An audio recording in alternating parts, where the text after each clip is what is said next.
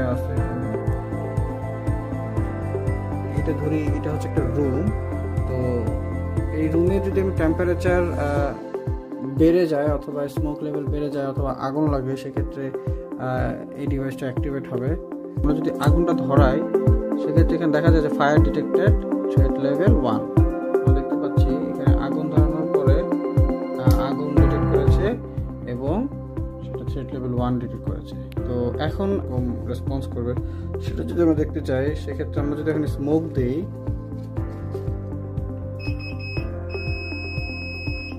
So আমাদের smoke detected threat level 1 এখানে বলতেছে যে ওপেন উইন্ডো।